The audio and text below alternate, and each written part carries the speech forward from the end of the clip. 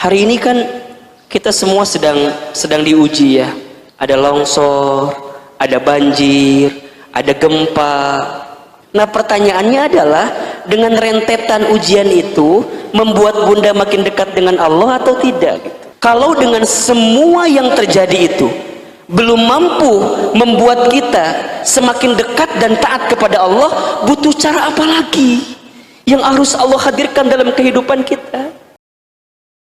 Alhamdulillah, dari sekian banyak manusia yang diberikan usia oleh Allah, kita yang hari ini dilembutkan hatinya, diringankan langkahnya, dan diberikan kesempatan kembali oleh Allah untuk hadir di majelis ilmu ini. Ahilman dari hati yang paling dalam berdoa, berharap kepada Allah, mudah-mudahan setiap langkah Bunda datang ke tempat ini menggugurkan dosa yang pernah kita lakukan. Dan siapapun di antara kita yang boleh jadi pagi ini sedang punya kesulitan, sedang punya masalah, sedang punya perasaan diuji barangkali dalam hidupnya, semoga melalui hadirnya kita ke majelis ilmu ini menjadi wasilah ketenangan dalam hati kita ya. Dan insya Allah sepulang dari sini, yang punya masalah, punya kesulitan, Allah berikan jalan keluarnya. Amin ya rabbal alamin. Bunda, ada 3 kunci seseorang akan mendapatkan kebahagiaan dalam hidupnya. Ini menurut Ibnu Qayyim al-Jauziyah rahimahullah. Ada 3 kunci seseorang akan mendapatkan kebahagiaan dalam hidupnya. Jika di antara kita, Bunda, Teteh, sayang, semua memiliki 3 kunci ini, insya Allah kita bisa mendapatkan kebahagiaan dalam hidup. Karena kalau dilihat dari wajahnya, ini wajah-wajah yang ingin bahagia semua, betul apa enggak? Saya nggak berani kalau bilang kurang bahagia gitu ya. Saya bilangnya kita semua pasti ingin bahagia. Ahilman, apa di antara 3 kunci kebahagiaan itu? 1, seseorang itu akan bahagia ketika bersyukur saat diberi nikmat. Yang pertama apa? Bersyukur saat diberi nikmat. Yang kedua, bersabar saat ditimpa musibah.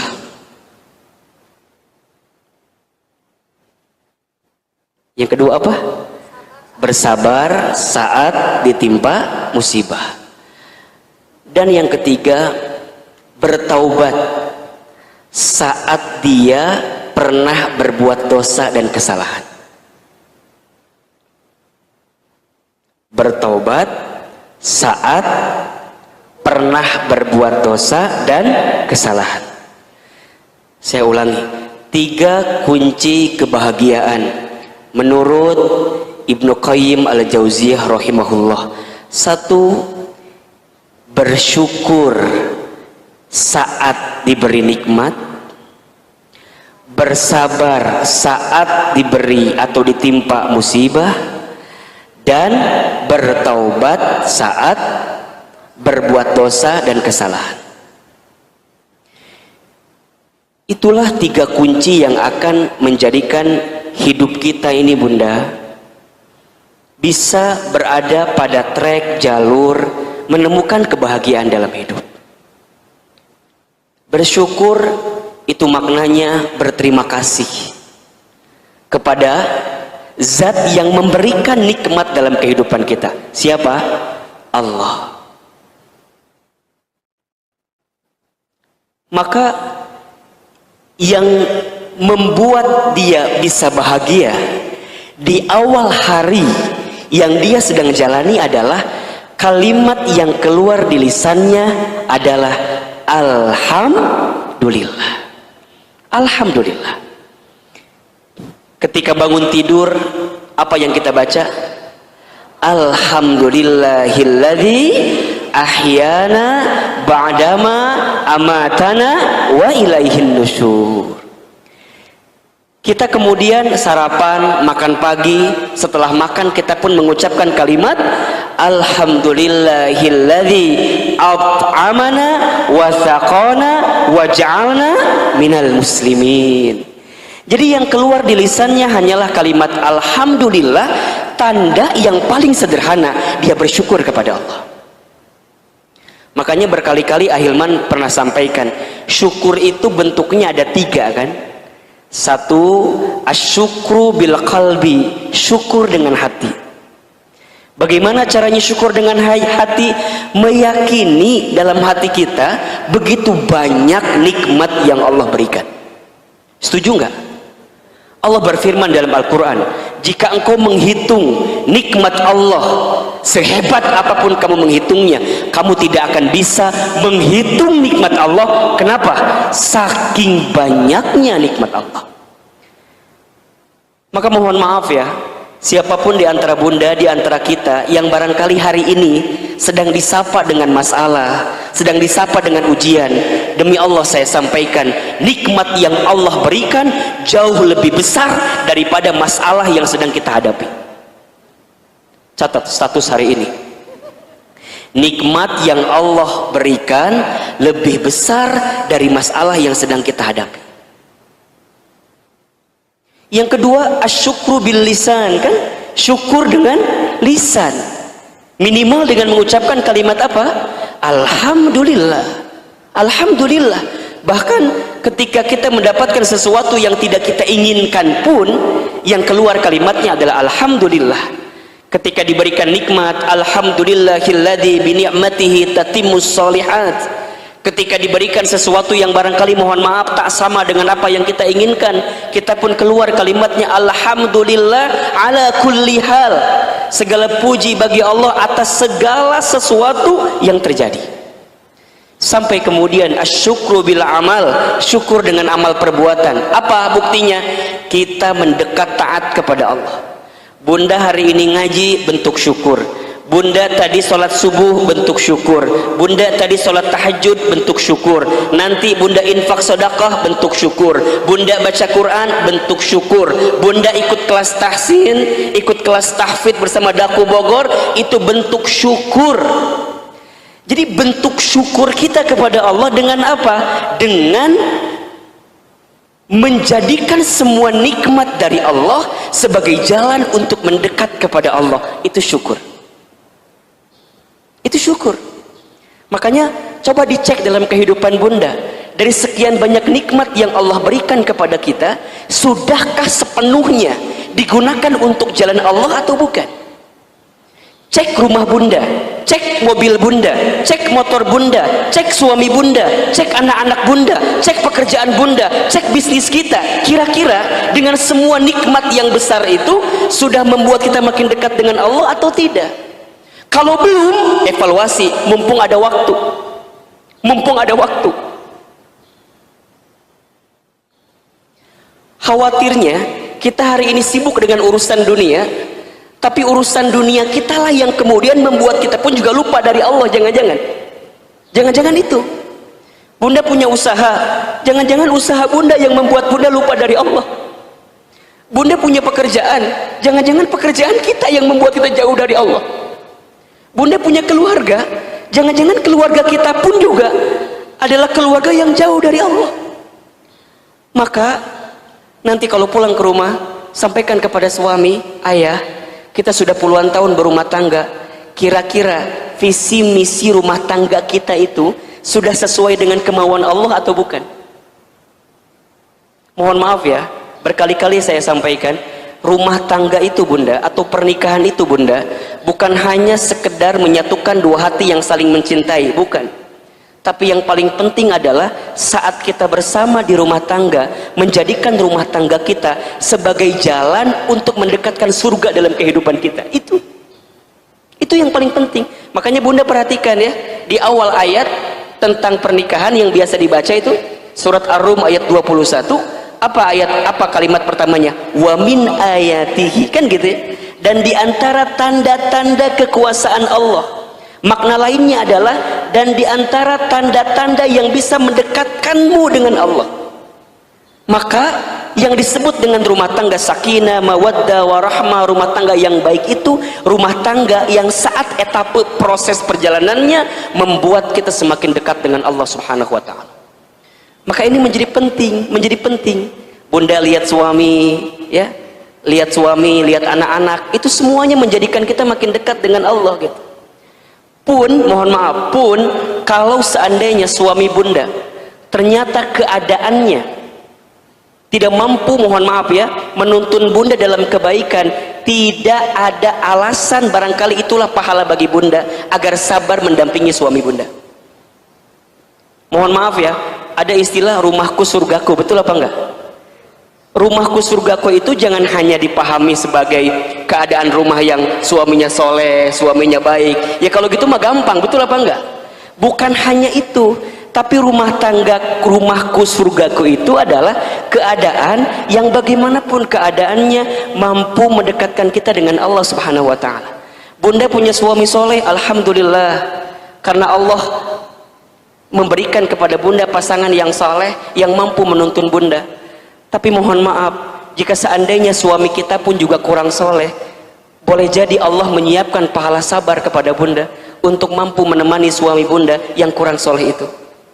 Bunda bercerminlah kepada Asiyah, istrinya Fir'aun, ya. Asiyah begitu sabar, begitu kuat menjalani rumah tangga bersama dengan Fir'aun, yang saya yakin suami bunda nggak kayak Fir'aun gitu. Ya mendekatilah biasanya begitu ya. Nauzubillah kan ya. Kan mungkin enggak juga gitu loh. Jadi artinya apa? Masih ada peluang bagi kita semua, bagaimanapun keadaannya, untuk bisa mendapatkan surga dalam kehidupan kita semua. Caranya adalah syukuri. Syukur dengan hati, syukur dengan lisan, syukur dengan amal perbuatan. Makanya bunda yang dirahmati Allah ya, mohon maaf, kalau bunda sedang beramal, kita kan seringkali kalau beramal tuh suka hitung-hitungan ya, dapat pahala apa ya gitu kan ya, dapat pahala apa ya. Bunda, di luar hitung-hitungan pahala yang seringkali bunda pikirkan, bunda boleh juga berpikir, boleh jadi amalan kita ini adalah amalan tanda syukur kita kepada Allah. Kalau bunda memahami saat bunda beramal adalah bentuk syukur bunda kepada Allah, maka bunda nggak akan mikirin kira-kira pahalanya gimana, yang nggak akan. Karena saat bunda beramal pun itu sudah menjadi kebaikan di hadapan Allah Subhanahu wa taala. Bentuk syukur kepada Allah. Bentuk syukur. Maka kalau sedang beramal bunda, jangan pernah hitung-hitungan. Bunda harus yakin, فَمَنْ يَعْمَلْ مِثْقَالَ ذَرَّةٍ خَيْرًا يَرَهُ وَمَنْ يَعْمَلْ مِثْقَالَ ذَرَّةٍ شَرًّا يَرَهُ. Barang siapa yang berbuat kebaikan walaupun sebesar biji zarrah, maka Allah akan balas kebaikan itu. Betul apa enggak? Dan barang siapa yang berbuat keburukan sebesar biji zarrah, disembunyikan, ditutupi, mungkin banyak orang yang tidak tahu, mohon maaf, Allah tahu atau tidak? Allah tahu, dan Allah pasti membalas keburukan yang pernah kita lakukan. Bunda saat beramal soleh lakukan saja. Begitupun saat bunda beramal baik untuk orang lain. Saat bunda berbuat baik untuk orang lain, jangan pernah berpikir hitung-hitungan ya. Kira-kira aku akan dapat balasan apa? Kalau gitu jadi capek hidup kita. Udah bunda, kalau berbuat baik jalan aja, niatin karena Allah, lakukan sesuai dengan aturan Allah, maka pasti akan menjadi kebaikan. Kita nggak pernah tahu bunda, mohon maaf ya. Boleh jadi saat bunda tertidur lelap, di luar sana banyak doa-doa kebaikan karena hasil amal kebaikan kita kepada orang lain. Mungkin ada doa orang miskin yang pernah kita kasih makan. Mungkin ada doa orang-orang yang sulit kemudian kita bantu urusannya. Mungkin ada doa orang yang sedang bertengkar, kita hadir mendamaikan pertengkarannya, itu ada kebaikan doa di situ. Mungkin ada kebaikan bunda ngajarin orang lain, bunda ngasih tahu sama orang lain, dan ada orang yang mendoakan itu kepada kita. Barangkali kebaikan yang kita dapatkan bukan semata-mata hasil ikhtiar kita semata, tapi karena ada doa-doa kebaikan dari orang lain yang mendoakan kita. Maka saat kita berbuat baik, jangan hitung-hitungan, karena setiap kebaikan pasti balasannya adalah kebaikan. Hal jazaul ihsan illal ihsan. Tidak ada kebaikan yang kita lakukan kecuali balasannya adalah kebaikan. Tapi Ahilman, kadang aku sudah berbuat baik ya, tapi balasannya tuh kok kayak nggak sesuai gitu loh dengan apa yang aku lakukan. Pernah nggak kayak gitu? Ada nggak yang pernah ngerasain kayak gitu? Kita sudah berbuat baik tapi balasannya kayak nggak sesuai. Ada nggak? Ada yang ngerasa begitu? Baik, kalau ada yang ngerasa begitu, mulai hari ini bersihkan perasaan itu. Bersihkan perasaan itu. Boleh jadi balasan yang kita dapatkan tidak langsung kontan dengan balasan yang sama dari orang lain. Kalau tidak dibalas di dunia, percayalah, kita masih punya kehidupan selanjutnya. Apa itu? Akhirat. Bunda, tidak semua yang kita lakukan itu balasannya harus dibalas di dunia. Tidak. Ada yang mungkin ditunda, ada yang mungkin dipersiapkan oleh Allah di tempat yang lebih baik. Saat bunda menjadi seorang istri misalnya, menjadi seorang istri itu profesi yang sangat mulia bunda. Bahkan posisi keberadaan yang sangat mulia. Bunda sudah melayani suami misalnya, sudah seakan-akan memberikan yang terbaik bagi suami, tapi suami bunda mohon maaf mungkin tidak membalas sesuai dengan apa yang bunda inginkan, bahkan mungkin melukai ya, mengkhianati dan segala macamnya. Bunda jangan pernah khawatir dengan kebaikan bunda, karena boleh jadi Allah siapkan pahala-pahala terbaik untuk bunda. Mungkin bukan di dunia, mungkin nanti di akhirat. Begitupun juga dengan bunda yang sebaliknya. Sekarang bunda punya suami, suami banting tulang cari nafkah bagi bunda, tapi bunda tidak pandai berterima kasih kepada suami, tidak pandai menerima pemberian suami. Mohon maaf, barangkali suami kita sabar gitu ya, barangkali suami kita tuh tahan dengan kita, tapi boleh jadi balasannya kepada kita bukan di dunia, mungkin nanti di sana. Makanya kalau sedang hidup di dunia, berusahalah untuk sibuk dengan tanaman-tanaman kebaikan, karena setiap tanaman kebaikan itu pasti panennya apa? Kebaikan. Tanam aja kebaikan, tanam aja kebaikan, karena pasti panennya adalah kebaikan.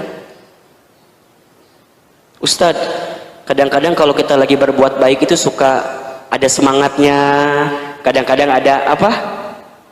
Ada malasnya, kan gitu ya.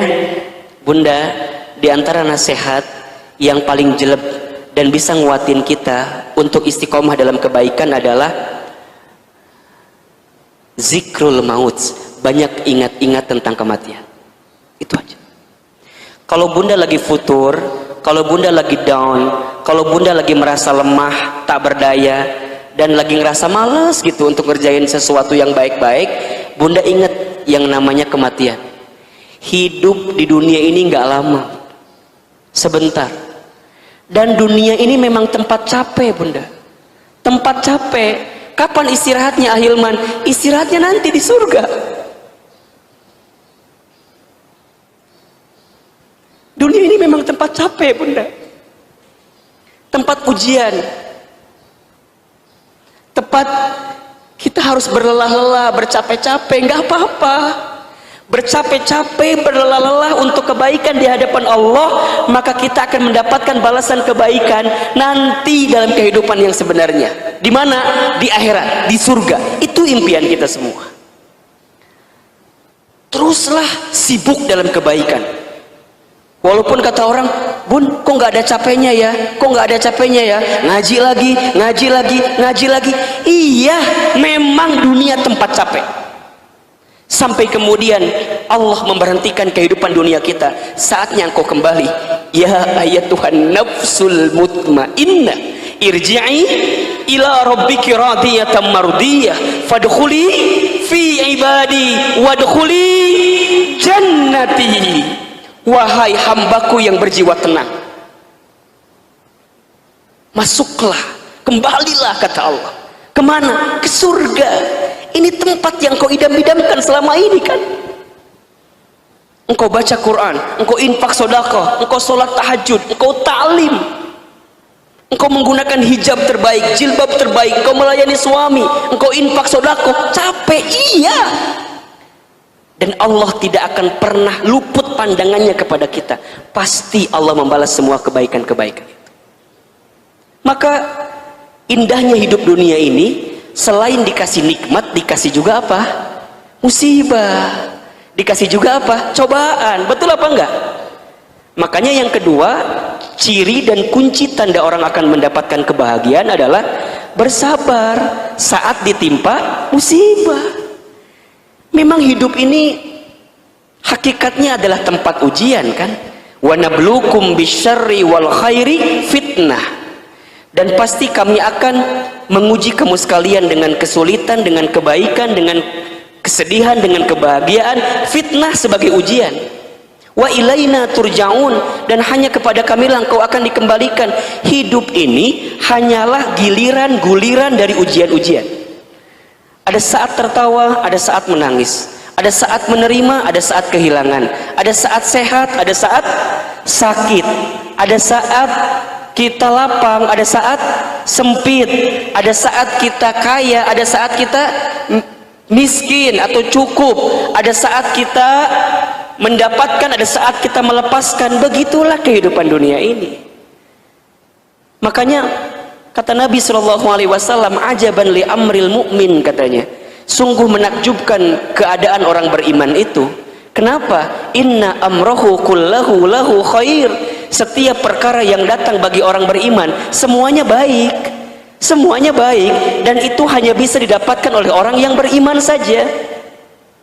Ahilman, bagaimana keadaan orang beriman itu? In asobathu sarra syakar, ketika dia mendapatkan kebahagiaan maka dia bersyukur, fakana khairullah, karena itu baik baginya. Wa in asobathu dharra sabar, ketika dia mendapatkan kemadharatan dia pun bersabar, fakana khairullah, karena itu juga baik baginya. Jadi artinya ujian-ujian dalam hidup ini adalah seni dalam hidup. Kalau bunda hidupnya nggak diuji, flat gitu aja, seru nggak kira-kira? Nggak seru. Dan Allah menguji apa yang diujinya. Alladzi khalaqal mauta wal hayata liyabluwakum ayyukum ahsanu amala wa huwal azizul ghafur. Allah ngasih ujian sama kita, iya. Apa ujian yang sebenarnya? Ujian yang sebenarnya itu bukan ujiannya, tapi ujian yang sebenarnya adalah ayyukum ahsanu amala. Siapa di antara kalian yang paling bagus amalnya? Berarti yang Allah tanya apa? Sikap kita. Yang Allah tanya apa? Sikap kita. Yang membuat orang itu nggak lulus ujian bukan soal, tapi apa? Jawaban. Betul nggak? Yang membuat orang itu nggak lulus ujian apa? Bukan soal, tapi jawaban. Kalau sekarang bunda ada yang sedang diuji dengan apapun itu ujiannya. Ini kan kalau dilihat dari wajahnya hampir punya kemiripan semua ya. Wajah-wajah pakai masker semua kan ini mah ya. Ini kan dari wajahnya hampir mirip semua, wajah-wajah banyak masalah kelihatannya. Jangan tersinggung, dan memang kenyataan. Betul apa enggak? Ada yang tersinggung enggak? Ya, Ustadz juga yang begini-gini jangan salah bunda. Dibanding bunda mah banyak-banyakan bunda masalahnya. Ya sama, Ustadz juga punya banyak masalah, Bunda Cece juga sama, Bunda Anggi juga sama, Teh Elis juga sama. Bunda jangan kira ketika membacakan bacaan-bacaan zikir itu kayak nggak ada masalah. Tenang, adem banget ya lihat Bunda Anggi ya, adem banget ya lihat Teh Elis baca zikir-zikir. Ulah salah, tanya masalahnya banyak atuh. Bener nggak Teh? Nggak salah lagi. Sama Bunda, sama. Kita ini pasti punya masalah. Dan memang itu seni dalam hidup. Ustadz, irahanya aku teh berhenti dari masalah. Mau nggak Bunda berhenti dari masalah? Kalau mau berhenti gimana caranya? Gitu. Kalau mau berhenti ya silahkan, tok dipilih. Mau lewat mana berhentinya? Jadi gimana? Memang lagi diuji. Dan bagi orang beriman, Bunda paham bahwa ujian, bahwa musibah, bahwa masalah itu adalah cara Allah meningkatkan derajat hidup kita. Selama, ini penting nih, selama dengan ujian-ujian itu membuat kita semakin dekat dengan Allah. Itu kata kuncinya. Jadi kalau dengan masalah, dengan musibah, dengan cobaan makin membuat kita dekat dengan Allah, boleh jadi musibah itu adalah anugerah dari Allah. Saya ulangi ya. Kalau dengan musibah, dengan cobaan, dengan sesuatu yang menyedihkan kita, membuat kita semakin bisa mendekat dengan Allah, bisa taat kepada Allah, bisa makin rajin ibadahnya. Boleh jadi musibah itu berbuah jadi anugerah dari Allah. Hari ini kan kita semua sedang diuji ya. Ada longsor, ada banjir, ada gempa, ya, ada kecelakaan pesawat. Para ulama-ulama kita dipanggil usianya oleh Allah. Ini kan kita sedang diuji gitu. Nah pertanyaannya adalah, dengan rentetan ujian itu membuat Bunda makin dekat dengan Allah atau tidak gitu? Membuat kita semakin taat dengan Allah atau tidak? Kalau dengan semua yang terjadi itu belum mampu membuat kita semakin dekat dan taat kepada Allah, butuh cara apa lagi yang harus Allah hadirkan dalam kehidupan kita? Makanya sekarang sudah mulai saatnya Bunda, rumah-rumah Bunda menjadi rumah tempat Bunda menghamparkan sejadah, Bunda munajat sama Allah, minta ampun sama Allah gitu. Kamar Bunda gelarkan sajadahnya, bangun di sepertiga malam, merintih di hadapan Allah, minta ampun sama Allah, banyak berdoa sama Allah. Ini kesempatan terbaik Bunda. Dan mohon maaf sebaliknya, jika ada yang seolah-olah diberikan nikmat, seolah-olah hidupnya bahagia, tapi dengan nikmat dan bahagia itu tidak semakin membuat dia dekat dengan Allah, jangan-jangan itu bukan nikmat, tapi itu adalah musibah yang sebenarnya. Ada orang yang dinaikkan pangkatnya, dinaikkan derajatnya, dinaikkan posisinya, dibanyakin hartanya, luar biasa, punya semuanya, tapi nggak membuat dia dekat dengan Allah. Boleh jadi itulah musibah yang sebenarnya, istidraj namanya. Jadi, oh ya, kan sabar itu menahan diri gitu ya, untuk melakukan sesuatu yang dibenci oleh Allah. Makanya dia nggak mau tuh, ini sesuatu yang dibenci oleh Allah, dia tinggalkan.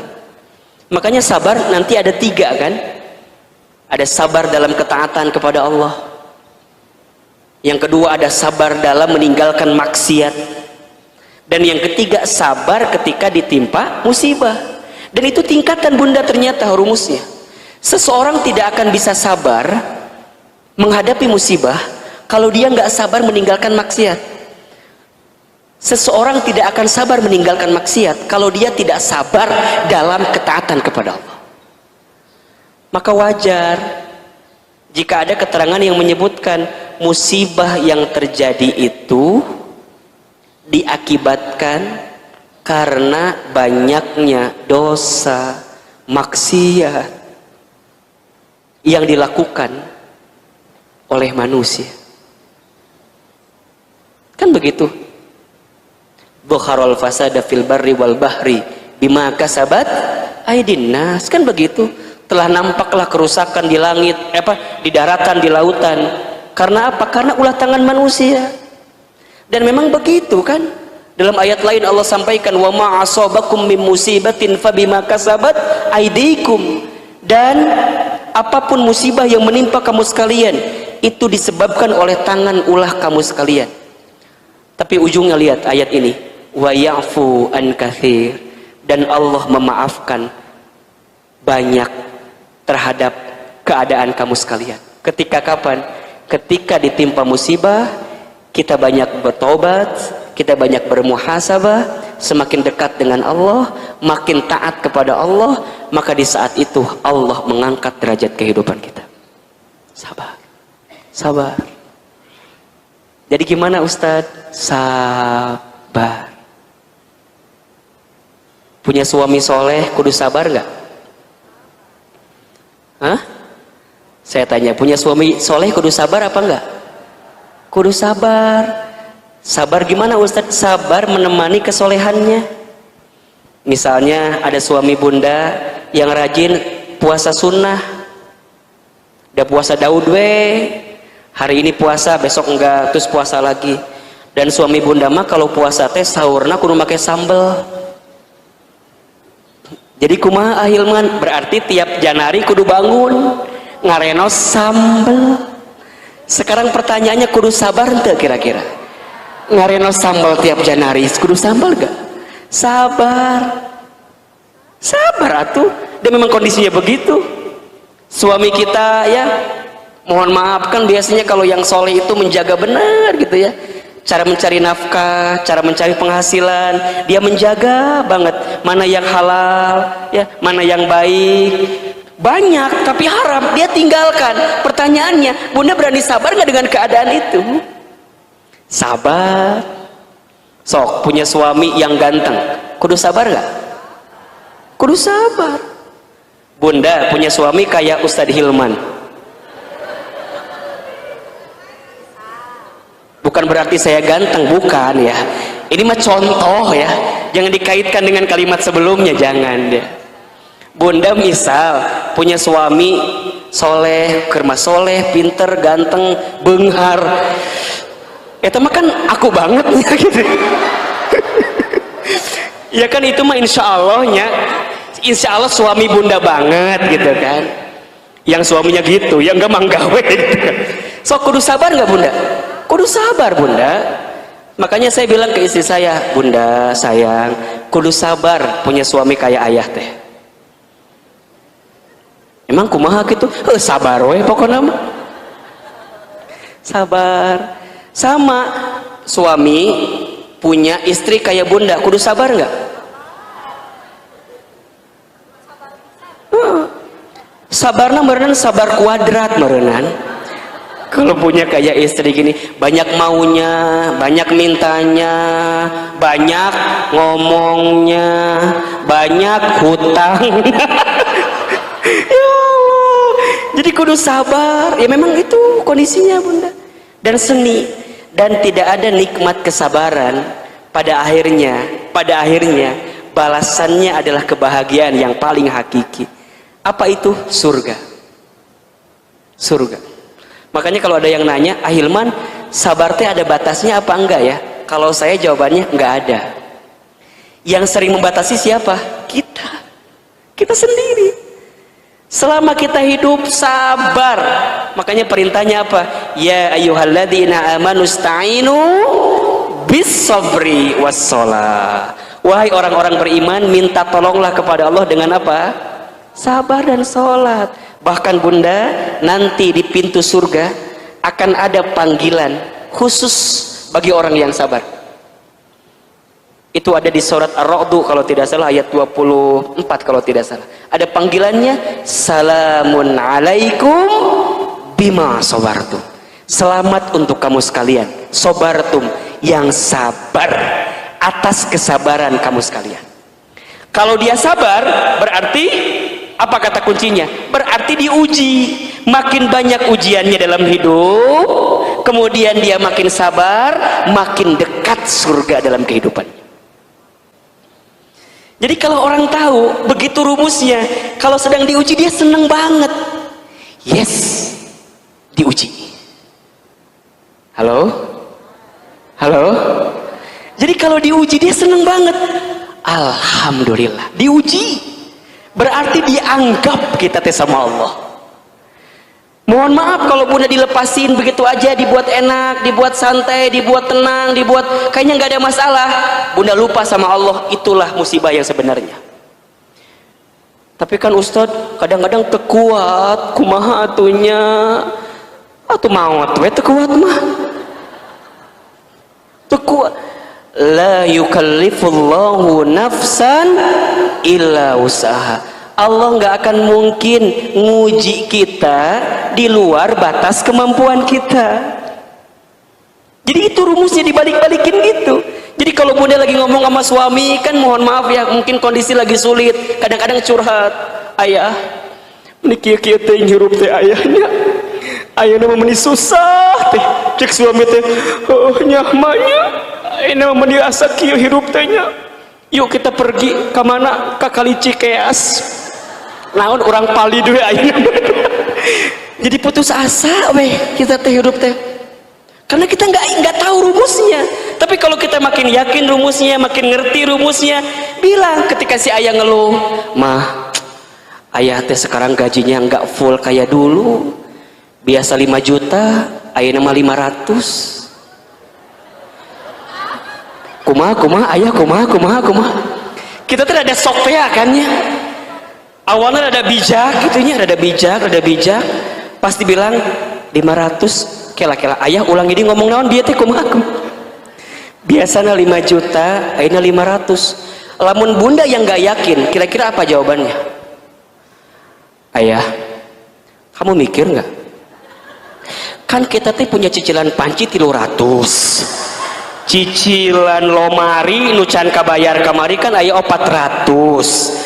Can beas, can budak orang kan SPP tiap bulan mayar 500 mahi kana naon atuh. Kira-kira begitu jawabannya. Kalau yang nggak ada iman, kalau nggak yakin sama Allah, betul apa enggak? Suami digituin, kira-kira apa jawabannya? Ya Allah, tidak bapak ngerti, bapak ngitung, musahamun gitu bapak mendingan kena corona weh. Ujungnya jadi stres, imun berkurang, jadi pabaliut hurufnya, bener deh? Iya nggak kira-kira? Coba kalau bunda begini jawabannya, bun, ayah teh biasa 500.000, biasa 5 juta, ayeuna mah sabaraha? 500. Bunda gini jawabannya, Masya Allah ayah, peluk suami bunda teh, set,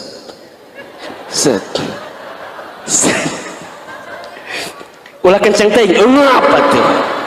Dipeluk sama bunda teh, dibisikin di telinganya, ayah mikir tuh gitu.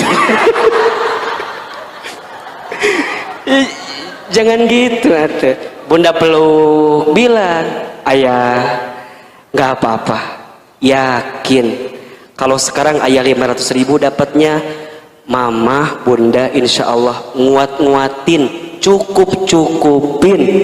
Bunda bisikin di telinga suami bunda, la yukallifullahu nafsan illa usaha. Allah nggak akan ngasih beban sama kita ayah, kecuali Allah tahu batas kemampuan kita. Buat bunda mah nggak penting penghasilan ayah berapa, yang penting ayah selalu bersama dengan bunda.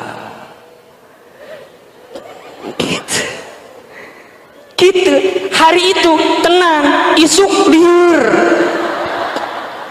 Minimal hari itu tenang dulu gitu kan, besok mah belum tentu ayah orang dia, bener tuh. Bisa aja bunda pagi-pagi ngomong gitu kan, bisa aja sorenya meninggal, bener nggak? Ayah, kalau dilihat dari wajah ayah mada, ayah teh nggak akan lama lagi kelihatannya. Udah pasrah. sok we mama nyerahkeun ka Allah, bade dicanak bapak ayeuna mangga, bade enjing lebih cepat lebih baik. Jadi saling nguatin di rumah tangga, bukan saling melemahkan, bahkan jangan saling menyalahkan. Sabar bunda, ini hidup inilah. Sampai yang terakhir, kalau bunda mau bahagia, bertaubat, banyak taubat saat kita sudah berbuat dosa. Bunda, yang membuat manusia itu mulia karena apa? Karena manusia bertaubat. Iblis kenapa hina? Iblis kenapa hina? Karena dia sudah tahu berbuat salah, sudah tahu mungkar, berbuat gak baik dalam hidupnya, tapi gak mau bertaubat di hadapan Allah. Tapi yang membuat manusia itu menjadi mulia saat dia pernah berbuat dosa, kemudian dia segera bertaubat kepada Allah. Itu yang menjadi kemuliaan kita. Makanya Allah itu suka kepada orang yang sering bertaubat ya. Innallaha yuhibbut tawwabina wa yuhibbul mutatahhirin. Sesungguhnya Allah mencintai orang yang banyak bertaubat dan orang yang mensucikan diri. Udah bunda, jangan sibuk dengan aib orang lain, jangan sibuk dengan kesalahan orang lain, sibuklah dengan aib kita, karena aib kita juga jauh lebih banyak daripada aib orang lain. Banyak nangis sama Allah, banyak mohon ampun, istighfar, dikit-dikit istighfar, astagfirullah. Kalau bunda dapat kesulitan nih, kalimat pertamanya ya tentu innalillah, kemudian alhamdulillah, boleh jadi juga astagfirullah, ya Allah banyak dosa ya Allah.